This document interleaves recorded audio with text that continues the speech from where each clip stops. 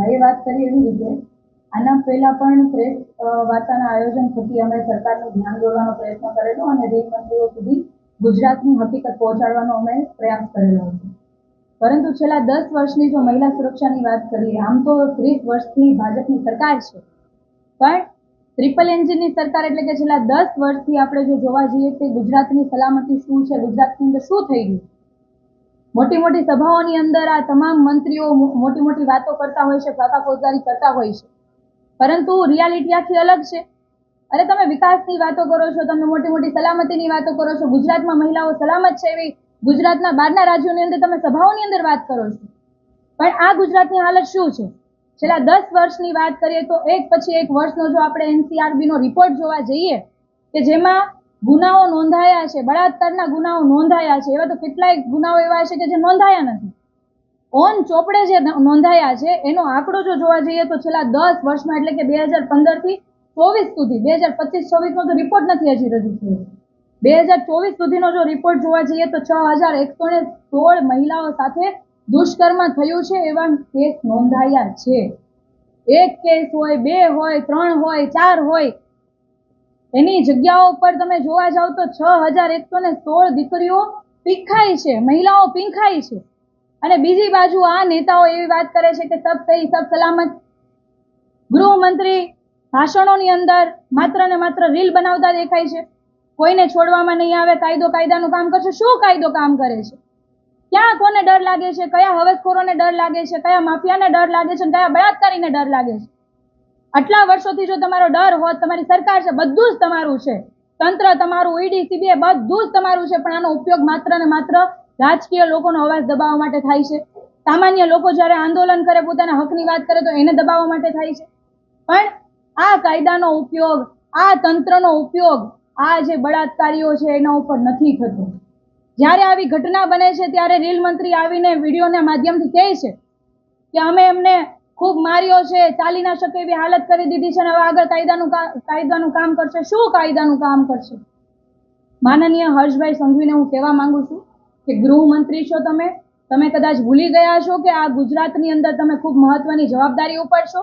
આ ગુજરાતની અંદર કોઈ મૂવીનું શૂટિંગ નથી ચાલતું કે તમે એક પછી એક રીલો બનાવો છો ને રીલો બનાવીને તમે લાઇક અને શેર માટે તમે વધારેમાં વધારે પબ્લિસિટી મેળવવા માટેના આયોજન કરો છો.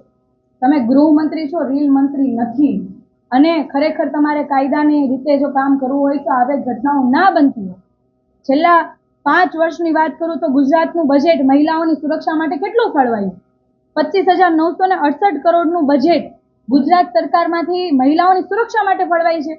આટલા કરોડનું બજેટ ક્યાં જાય છે? જો મહિલાઓ સુરક્ષિત નથી તો જાય છે ક્યાં? છેલ્લા એક વીકની અંદર ગુજરાતનું કેપિટલ એટલે કે ગાંધીનગર અને એની બાજુમાં અમદાવાદ, એમાં 3 બળાત્કારના કેસ બને છે ને જેમાં એક દીકરી પોતાનો જીવ ગુમાવે છે. તો તમારી કાયદો વ્યવસ્થા ક્યાં છે? સલામત ગુજરાત ક્યાં છે? બેટી બચાવો, બેટી પઢાઓ, ક્યાં પણ બેટીને બચાવીશું કઈ રીતે? કેમ કે આ ગુજરાતની અંદર હવસખોરો, દરિંદાઓ બેફામ ફરી રહ્યા છે, એને કાયદાનો ડર જ નથી. તો બેટીને બચાવીને પછી આ હવસખોરો જ્યારે પીખી નાખે છે ત્યારે એમનું દર્દ તમને કદાચ નહીં ખબર હોય. કેમ કે જે મહિલા સાથે આ ઘટના બનતી હોય અને એ મહિલાની જે પીડા છે, એ પીડા જો તમને સમજાતી હોત, એ મહિલાની જો તમને ચીખ એટલે કે એમનો અવાજ જો તમને સંભળાતો હોત તો તમે એવો એક્શન પ્લાન બનાવ્યો હોત અને એ એક્શન પ્લાન તમે ગુજરાતના લોકો સમક્ષ મૂક્યો હોત કે અમે આ એક્શન પ્લાન ઉપર કામ કરીશું અને આવનારા સમયની અંદર એક પણ મહિલા સાથે એવી ઘટના નહીં બને. જો તમારામાં તાકાત હોય તો એક વખત બતાવો, તમે કહીને બતાવો કે આ ગુજરાતની અંદર બધું સલામત છે અને ભવિષ્યમાં ક્યારેય પણ કોઈ દીકરી, કોઈ મહિલા, કોઈના ઘરની ઇજ્જત નહીં લૂંટાય, કોઈ પણ દીકરી સાથે આવું કૃત્ય નહીં થાય. જો તમારામાં તાકાત હોય, છેલ્લા 30 વર્ષથી તમે સરકારમાં છો, બધું તમારું છે, તો એક વખત મીડિયામાં આવીને તમે જાહેર જનતાને એવું કહી બતાવો કે હવે આવી ઘટના નહીં બને. અમે તો માત્ર માંગીએ છીએ કે તમારો એક્શન પ્લાન શું છે મહિલાઓની સુરક્ષા માટે? તમે શું આવનારા સમયમાં આયોજન કરવાના છો? છેલ્લા 10 વર્ષમાં તમારી સરકારમાં કેમ કોઈ આયોજનો નથી થયા? કેમ તમારી નિષ્ફળતા દિવસે ને દિવસે દેખાય છે? અને તમારી બધાની નિષ્ફળતાના કારણે આ ગુજરાતની દીકરીઓ પીંખાઈ રહી છે અને આનું દુઃખ તમે જોતા નથી, અથવા તો તમે આંખ આડા હાથ રાખી દો છો કે તો તમને કાન આડા હાથ રાખેલા છે જેથી સંભળાતું પણ નથી અને દેખાતું પણ નથી. ભાજપની અંદર પણ કેટલા બધા ભ્રષ્ટાચારીઓ ભર્યા છે, ભાજપની અંદર જ બળાત્કારીઓ ભર્યા છે, દિવસે ને દિવસે આવી ઘટનાઓ બનતી હોય. ખંભાતની અંદર પણ એવી ઘટના બને છે કે યુવા મોરચાના ત્રણ કાર્યકર્તાઓ એક દીકરી સાથે વારંવાર દુષ્કર્મ કરે છે. પોલીસ એમની ફરિયાદ નથી લેતી કારણ કે એ વ્યક્તિ ભાજપનો કાર્યકર્તા છે. ભાજપની અંદર જો આવા બળાત્કારીઓ ભરશો તો તમે શું કઈ રીતે એક્શન લેશો? ના લઈ શકાય કારણ કે બળાત્કારીઓ તમારી પાર્ટીમાં છે ને વોશિંગ પાવડર નિરમા જેવી તમારી સિસ્ટમ ચાલે છે. તમારી પાર્ટીમાં હોય એટલે સારા, બાકીના કઈ નહીં. અને માત્ર રીલ બનાવવાથી, વિડીયોગ્રાફી કરવાથી, શૂટિંગ કરવાથી તમારી કામગીરી નથી દેખાતી. તમારે ખરેખર એક્શન પ્લાન બનાવવો જોઈએ. એવી કાયદો વ્યવસ્થા મજબૂત કરવી જોઈએ જેથી ભવિષ્યમાં આવી ઘટનાઓ ના બને. આ તો મેં માત્ર વાત કરી દુષ્કર્મની કે દુષ્કર્મના છેલ્લા 10 વર્ષના આંકડાઓ એટલે જોવા જઈએ તો 6116. ત્યાર પછી છેલ્લા 10 વર્ષમાં 50,000થી મહિલાઓના અપહરણના ગુનાઓ નોંધાયા છે. આજ દિન સુધી એનો અતોપતો નથી કે સરકારે એના કોઈ આંકડાઓ બહાર પાડ્યા નથી કે આટલી મહિલાઓ મળી ગઈ છે કે આવી રીતના કાર્યવાહી કરવામાં આવી છે. આ કોઈ નાની ઘટના નથી. ગુજરાતની અંદર 50,000 મહિલાઓ ગાયબ થઈ છે. ત્યાર પછી 16 લાખથી વધુ મહિલાઓ ઘરેલું હિંસાનો શિકાર બને છે. ઉત્તર ગુજરાત એટલે કે આ ઉત્તર ગુજરાતમાંથી મુખ્યમંત્રી પોતે બિલોંગ કરે છે અને ઉત્તર ગુજરાતમાંથી ખૂબ જ મહત્વના હોદ્દા ઉપર આપણા ભાજપના ઘણા બધા લોકો એમાં હોય છે, સરકારની અંદર બેઠા હોય છે. આજ ઉત્તર ગુજરાતની અંદર 18 વર્ષથી નાની દીકરીઓ ગર્ભવતી થાય છે અને એના આંકડાઓ ખૂબ ચોંકાવનારા હોય છે. તો આ તમામ પ્રકારના ઘટનાઓ, તમામ પ્રકારના આંકડાઓ જે સત્તાવાર જાહેર થાય છે, આનાથી ખૂબ ગુજરાતની કથળી ગયેલી પરિસ્થિતિ દેખાય છે અને ગુજરાતની મહિલાઓની જે સુરક્ષા છે એ આમાંથી દેખાઈ આવે છે. ગુજરાતની મહિલાઓની સુરક્ષા બાબતે ના તો ભાજપને ચિંતા છે, ના ભાજપના નેતાઓને ચિંતા છે અને તંત્ર પણ આ ચિંતાઓ કરતું નથી અને એમનેમ જ બેફામ જે રીતના ચાલી રહ્યું છે એમનેમ ચાલી રહ્યું છે. આજે ગુજરાતની અંદર જે પ્રમાણે ચોરી થઈ રહી છે, જે પ્રમાણે હત્યા થઈ રહી છે, જે પ્રમાણે દારૂ વેચાય છે, જે પ્રમાણે ડ્રગ્સ વેચાય છે, આવા અનેક ક્રાઇમ એકદમ નોર્મલ રીતે થઈ રહ્યા છે. એવી જ રીતે આજની પરિસ્થિતિ ગુજરાતની એવી છે, દુષ્કર્મ પણ નોર્મલ આ ભાજપના નેતાઓએ કરી દીધું છે. કેમ કે ગામમાં એક દીકરી સાથે જો કોઈ છેડતી પણ કરતું ને તો હાહાકાર થઈ જતો આખા ગામમાં કે આજે આ દીકરી સાથે આ વ્યક્તિ આવું કર્યું છે. ત્યાર પછી આખું પંચ બેસતું ને સજા આપતું. પરંતુ છેલ્લા 30 વર્ષથી આ ભાજપની સરકાર છે તો આમાં લૂંટફાટ જેવી રીતના નોર્મલ થઈ ગયા, ડ્રગ્સ દારૂ નોર્મલ થઈ ગયું, એવી રીતના બળાત્કારો પણ નોર્મલ થઈ ગયા છે. બળાત્કારીઓમાં પણ બિલકુલ પણ એક પણ પ્રકારનો ડર નથી અને દિવસે દિવસે દીકરીઓ પીઠાઈ રહી છે.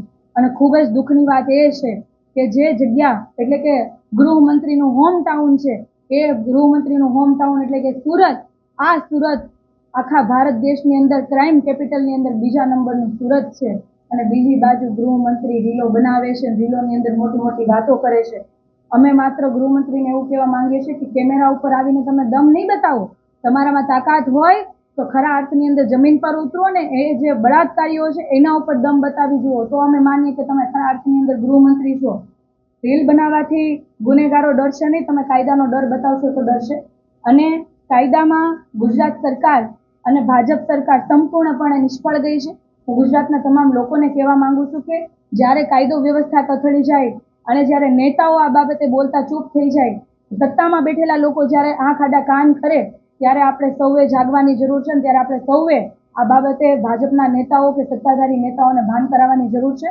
અમે પહેલા તો અમે પ્રેસ કોન્ફરન્સના માધ્યમથી સરકારનું ધ્યાન દોર્યું હતું કે મહિલાઓની પરિસ્થિતિ ઉપર તમે થોડું ધ્યાન રાખો અને આવી ઘટનાઓ ના બને એના માટેના ચોક્કસ આયોજનો કરો, પરંતુ નજરઅંદાજ કરવામાં આવ્યું. ત્યારબાદ મહિલા મોરચો આમ આદમી પાર્ટીનો મહિલા આયોગમાં પણ ગયો હતો અને મહિલા આયોગમાં ગયા પછી થોડું વધારે દુઃખ થયું કેમ કે ગુજરાતની અંદર ભાજપની 30 વર્ષથી સરકાર છે પરંતુ ગુજરાતની ભાજપ પાસે એક પણ મહિલા એવી યોગ્ય નહીં દેખાણી કે એમને મહિલા આયોગના પ્રમુખ બનાવી શકાય. એટલે ઘણા વર્ષોથી મહિલા આયોગનું પદ જ ખાલી છે, મહિલા પ્રમુખનું પદ જ ખાલી છે.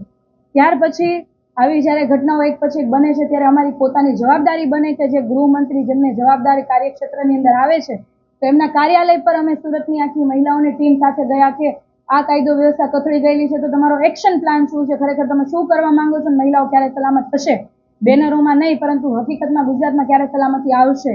તો ત્યારે આજ માનનીય ગૃહમંત્રીએ પોતાની તાકાત પોલીસો દ્વારા બતાવી અને અમને ડિટેન કરી લેવામાં આવ્યા અને પોલીસ સ્ટેશન હજીરાના બેસાડી દેવામાં આવ્યા. ત્યારે આજે અમારી પાસે છેલ્લો માત્ર એક જ રસ્તો છે કે અમે આ તમામ બાબતે ખૂબ જ દુઃખી છીએ અને આ વાત જે મહિલા સુરક્ષાની છે કોઈ રાજકીય મુદ્દો નથી કે કોઈ એવી વાત નથી કે જેના ઉપર રાજકારણ થઈ શકે. અમે માત્ર એટલું ઈચ્છીએ છીએ અને આ વાત લોકોની અને ગુજરાતની હરેક મહિલાની છે અને આ મહિલાની પીડા અમે માનનીય મુખ્યમંત્રીશ્રીને પહોંચાડવા માટે અત્યારે અહીંથી તમામ બહેનો સાથે જઈએ છીએ. આ બહેનો આપણા પ્રદેશના મુખ્ય હોદ્દા પર જે છે એ બહેનો છે, અમદાવાદ ગાંધીનગરના ખૂબ જવાબદાર બહેનો છે.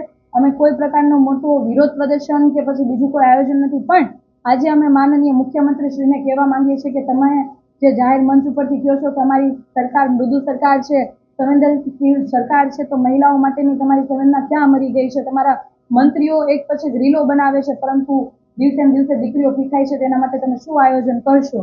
આ અનેક સવાલ સાથે ગુજરાતની હરેક મહિલાના સવાલ સાથે અમે અહીંયાથી મુખ્યમંત્રીશ્રીના આવાસ તરફ જઈએ છીએ અને આ તમામ સવાલો અમે માનનીય મુખ્યમંત્રીશ્રીને પૂછીશું.